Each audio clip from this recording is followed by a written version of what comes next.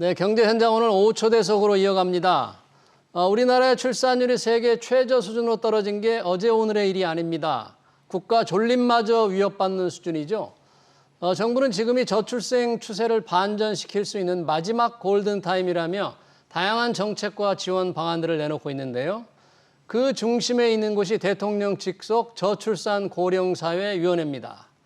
네, 오늘은 주형환 저출산 고령사위원회 부위원장 모시고 정부가 발표한 저출생 대책이 어느 정도 효과를 볼 수 있을지 그리고 앞으로의 계획까지 자세한 얘기 들어보겠습니다. 부위원장님 어서 오십시오. 네, 안녕하십니까. 요즘 최대 관심 우리 저출생 대책, 저출생 추세를 어떻게 반전시킬 수 있는가 하는 건데요. 네. 그 대책이 앞서서 많은 사람들이 참 그동안에 저출생 극복을 위해서 돈을 뭐 300조 이상 쏟았다. 네. 그런데 전혀 올라가지 않는다. 작년에만 해도 저출생 대응 예산이 뭐 명목상으로는 47조 원이었다. 네. 왜 그동안에 이렇게 저출생 대책이 효과를 못 거뒀을까요? 예, 그간 정부가 정책을 했는데도 불구하고 말씀 주신 대로 이제 성과를 내지 못한 것은 굉장히 뼈아픈 부분이고요. 네. 그래서 이번 대책을 만들면서 저희가 냉정하게 한번 왜 그랬을까 하고 이제 반성을 해봤더니 예. 한 3가지 정도 원인이 있는 것 같습니다. 네. 첫 번째는 저출생의 직접적인 원인에 충분히 돈을 쓰지 못했다 하는 점입니다. 네. 예, 명목상으로는 말씀 주신 대로 한 47조 원 썼다고 하지만 저희가 KDI랑 한번 이렇게 실제 저출생에 직접적으로 쏜 금액이 얼마인가 발라봤더니 한 23조 5천억이 되고요.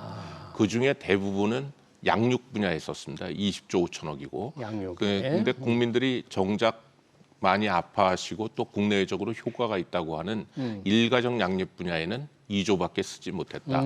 실제 쓴 돈도 적었고 그 정말 효과가 있는 부분에도 많이 쓰지 못했다는 게 첫 번째고요. 실제로 직접적인 네. 이런 원인에 되는 네. 곳에는 돈을 쓰지 못했다. 네, 그리고 두 번째는 그 사실 저출생은 구조적 요인이 큽니다.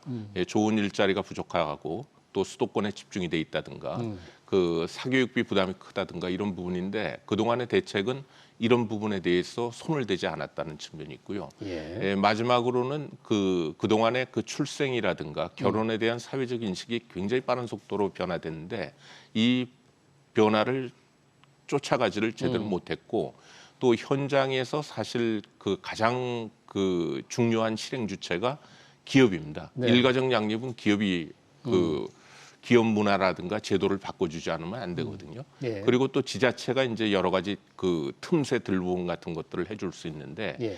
그 지자체라든가 기업의 동참을 그 유인하는 부분도 좀 소홀하지 않았나. 네. 그 결과적으로 직접적인 요인에 그 충분히 돈을 쓰지도 못했고 구조적인 부분은 손도 못 댔고 그 다음에 보험 국가적 역량을 결집하는 데도 조금 부족한 점이 있었다. 이렇게 저희가 반성을 해봤습니다. 그런 이제 반성을 토대로 해서 정부가 대책을 내놓았지 않습니까? 네. 저출생 추세 반전을 위한 대책이라는 이제 제목이 붙은 대책이었는데 이 대책을 통해서 기대하고 목표하는 건 어떤 겁니까? 네, 이번 대책의 목표는 그 이번 정부 임기 내에 지금 급전직하하고 있는 학계 출산율을 어떻게 해서든지 반전시키겠다는 게 1차 목표고요. 예. 그걸 토대로 해가지고 2030년까지는 최소한 1명대는 회복하겠다 하는 목표를 갖고 있고요. 네. 이걸 위해 가지고 저희가 저출생에 직접적인 애로로 작용하고 있는 일가정 양립,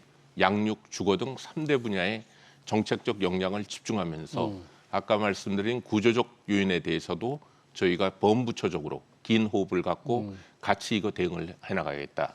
그럼으로써 아이를 낳고 기르는 데 따른 금전적 부담하고 기회비용을 최대한 줄이겠다는 게 이제 하나고요. 다른 하나는 아까 말씀드린 대로 사회, 인식, 문화를 좀 변화시키는 그런 부분이 되겠습니다. 예. 만약에 이런 야심찬 계획에도 불구하고 저출생 추세 반전이 이루어지지 못한다.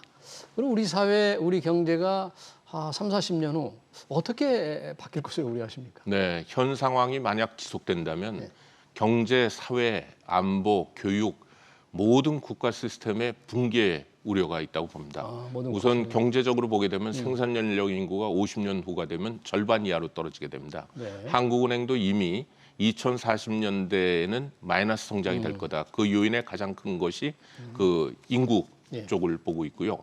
또 사회적인 측면에서 보게 되면 생산 연령 인구 한 명이 그 노인 한 분을 부양하게 됩니다.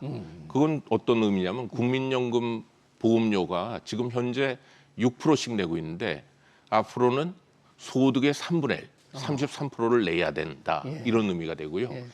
초중고등학교 같은 그 교육 인프라도 붕괴됩니다. 이미 2024년에 그 입학생이 한 명도 없는 초등학교가 157개교가 되고요. 국방도 문제입니다. 그 우리가 적정 상비군 인력이 한 50만이라고 하는데 2045년이 되면 17만 명이 부족하게 되고요. 또 지역 소멸 얘기를 많이 하는데 지금은 전국 시군의 절반 가까이가 이제 소멸 위험입니다만 2047년이 되면 전국의 모든 시군이 다 소멸 위험에 놓이게 됩니다. 그렇군요. 그래서 저출생 추세를 돌려놓을 수 있는 대책이 시급한데 이번에 발표된 대책을 보니까 아까 잠깐 말씀을 해주셨지만 모든 대책이 다 망라된 것 같아요. 결혼, 출산, 세제 혜택, 뭐 대출, 주택 공급 혹시 다 중요하겠지만 좀 기대를 이 중에서 특히 많이 기대를 걸고 있는 대책이 있다면 어떤 걸 들고 계십니까? 일가정 양립입니다. 일가정 양립. 그리고 또 하나가 이제 그동안 상대적으로 좀 취약했다고 할 수 있는 주거 부담 완화라고 하겠습니다. 일가정 양립은 아까도 말씀드렸지만 주요 선진국 또 국내의 연구에서 가장 효과가 있다고 입증이 돼서요.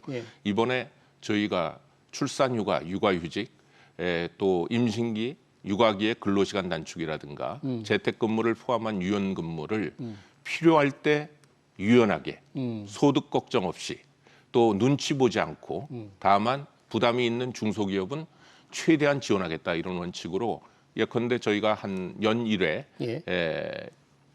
2주 정도 하는 단기 육아휴직 제도도 도입을 했고 육아휴직 급여도 현재 150만 원에서 250만 원으로 대폭 올렸고요.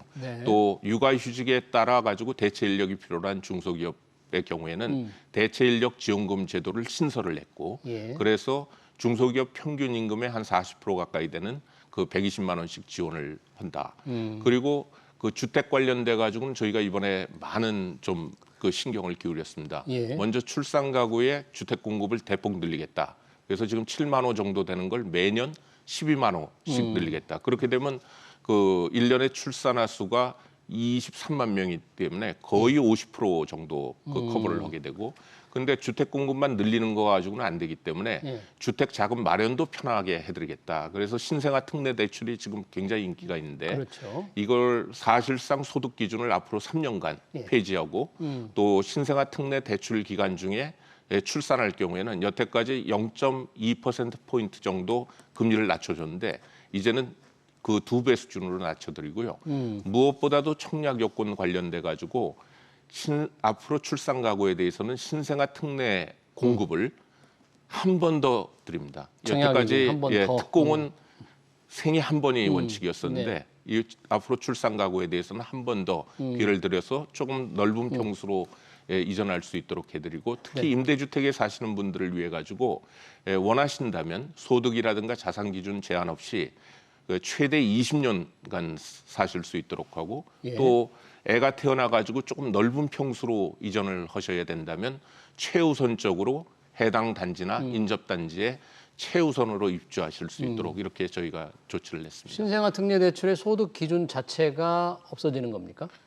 저희가 사실 2억에서 올 이제 그 하반기에 2억인데 내년서부터는 2억 5천으로 올립니다. 그렇게 되면 거의 대부분의 그 맞벌이 부부 포함해 가지고가 다 포함되기 때문에 사실상 앞으로 3년간 소득 기준은 한시적으로 폐지되는 거다. 그런 효과가 있는 거네요, 실제로. 그렇습니다. 지금 말씀하신 많은 대책들이 상당히 그 출생을 기대하고 예상하는 분들의 도움이 될 텐데 혹시 이게 뭐 법을 고치거나 시행령을 바꾸거나 뭐 이런 걸 해야만 되기 때문에 조금 시간이 좀 오래 걸릴 수 있는 그런 내용은 없을까요? 그런 내용이 현실적으로 있습니다. 예컨대 단기 육아휴직 제도 같은 경우는 저희가 법을 고쳐야 되고요. 법을 고쳐야 또 되고. 육아휴직 급여 상한을 인상하는 부분은 시행령을 좀 고쳐야 됩니다. 그래서 저희는 원칙적으로 그 법안 관련된 거는 이번 정기국회 초기에 다 제출을 하고 그다음에 시행령이라든가 또 시행규칙, 고시 같은 걸 해야 되는 경우는 아무리 늦어도 그 연내에 다 그 고쳐서 그 최대한 빠른 속도로 이런 대책들이 시행될 수 있도록 하려고 하고 있습니다. 혹시 뭐 일부 부처에서 자신의 업무와 조금 충돌한다거나 뭐 비용이 많이 들어간다 해서 조금 부정적이거나 좀 소극적인 입장을 그런 취하는 거는 전혀 없습니다. 왜냐하면 없습니까? 대책을 만드는 과정에서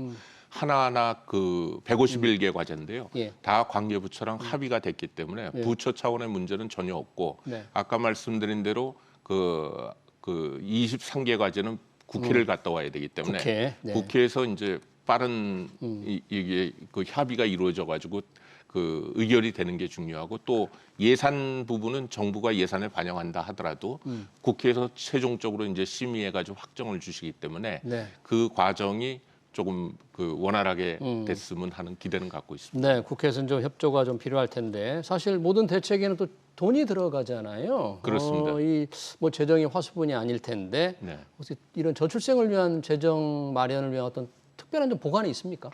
일단은 그 저희가 재원 마련을 위해 가지고 저출생 예산 사업부터 한번 그 재구조화를 할 생각입니다. 그래서 실적이 저조하거나 수요자 선호를 반영하지 않은 것들은 네. 전면 재설계를 하고 네. 또 여러 기관이 유사 서비스를 제공하는 경우에는 수요자 입장에서 통합해서 제공할 수 있는 방안이 뭔지 그리고 부처 간에 중복돼 있는 것들은 그 저희가 좀 정리 통폐합할 생각이고요.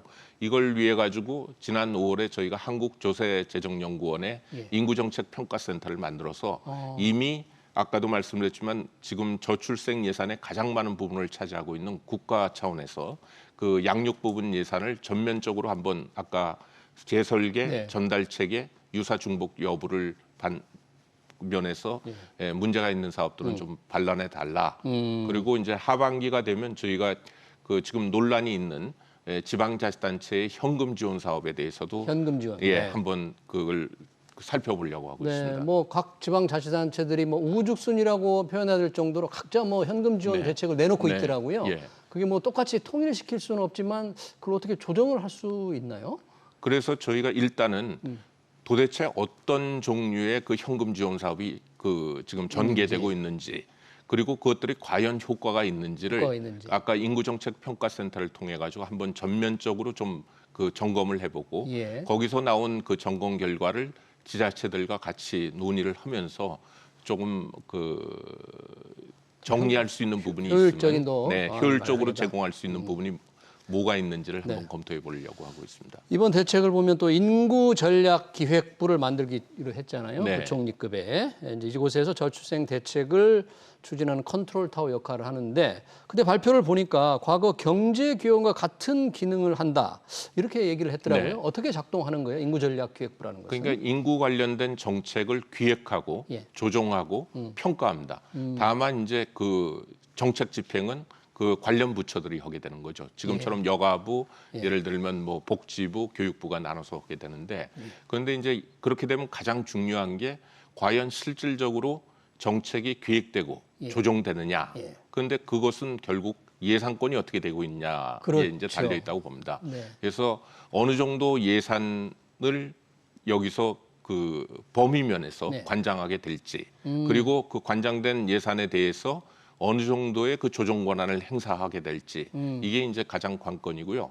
만약 실질적으로 그 기획 조정을 뒷받침할 수 있을 정도의 그 예산 범위라든가 조정 권한이 부여된다면 그것이 좀 강력한 그 컨트롤 타워로서의 역할을 하지 않을까. 과거 경제기획원이 이제 성공했던 이유 중에 하나도 그 당시에 이제 경제개발 계획하고 조정하는 데 있어가지고 필요로 한 모든 재원, 예컨대 그 예산하고 그다음에 그 당시는 외자 도입이 중요했기 때문에 부흥부의 외자 도입 기능을 그 경제기획원에 몰아줬거든요. 네. 그래서 그런 부분들이 어떻게 되느냐에 따라 가지고 그 컨트롤 타워로서의 역할을 이제 얼마만큼 행사할 건가가 결정되지 않을까 하는데 아마 그 대통령님의 의지가 그 강하시기 때문에 거기에 걸맞게끔 그 진행이 되지 않을까 이렇게 그러니까 기대를 해보고 인구전략부가 있습니다. 구상하는 저출생 대책에 필요한 예산 규모를 정하거나 뭐 편성 준비를 할 때 과연 예산을 총괄하는 이 경제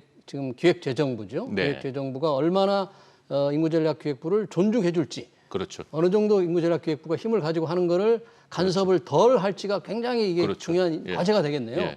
그러면서 동시에 이제 인구전략기획부는 만약 그런 책임을 부여받았다면 거기에 걸맞게끔 국가 재정의 그 우선순위라든가 예. 그 총량 규모라든가 이런 것도 감안하면서도 그 인구 전략 정책을 추진하는데 우선순위가 되는 부분으로 이제 그 재원 배분을 해야 되지 않을까 싶습니다. 네, 이 여러 가지 대책이 많이 이번에 발표가 됐습니다만 뭐 일부 전문가들은 또 그런 얘기를 합니다. 더 근본적이고 장기적인 대책이 나와야 된다. 약간 이제 어떤 걸 가지고 하는 건지만 조금 부족해 보인다. 이런 지적도 있던데 혹시 예. 이걸 꼭 넣고 싶었는데 이거는 여러 가지 한계 제약 때문에 못 넣었다. 이런 게 좀 있을까요? 그 뭐 가장 저희가 그 근본적인 대책은 이번에 그 다루기로 했습니다.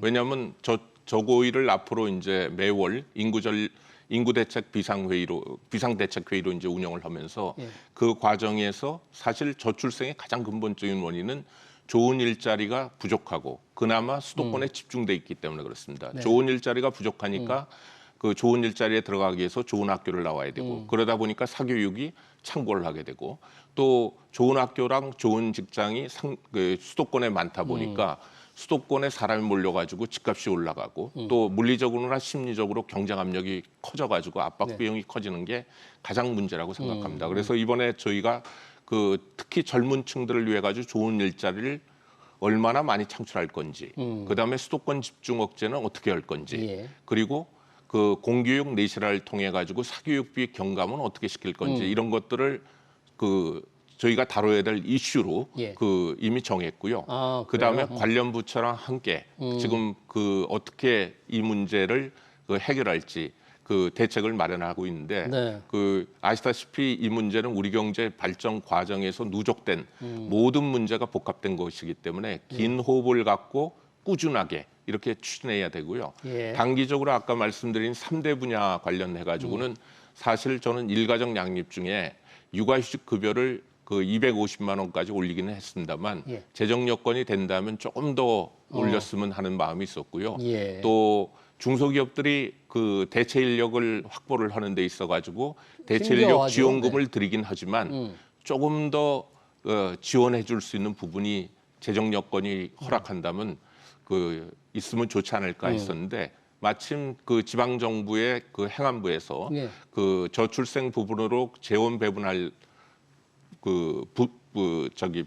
부분을 조금 늘렸습니다. 아. 그래서 제가 지방자치단체장님께 이제 계속 그 저기 부탁드리는 것은 지역에 있는 중소기업들이 그 육아휴직 직원이 육아휴직을 할 때 네. 조금 육아휴직 급여라든가 그 대체 인력 지원금을 조금이라도 좀 보태주신다면 그 육아휴직 하시는 분이나 육아휴직을 주는 중소기업 입장에서 조금 부담이 덜하지 않을까. 지자체장이 좀 이런 생각을 하고 적극적으로 협조를 해야 될 네. 텐데요. 네, 많은 지자체장님들이 그래도 호응을 해주시고 계십니다. 네. 네. 자, 인구전략기획부가 곧 이제 법이 통과돼서 탄생을 하면 우리 주형환 부위원장께서 그 부총리로 갈 수 있다. 뭐 이런 이제 예상들이 있던데 혹시 된다면 어떻게 꾸려갈 생각이십니까? 제가 인사 문제에 대해서 얘기하는 것은 적절치 않다고 봅니다. 네. 저는 현재 그 정책이 제대로 그 속도감 있게 빨리 추진돼 가지고 저출생 추세 반전이 조금이라도 그 모멘텀이 나타나기를 기대하고 있습니다. 네, 우리 저출생 추세를 반전하기 위해서 대책을 추진하고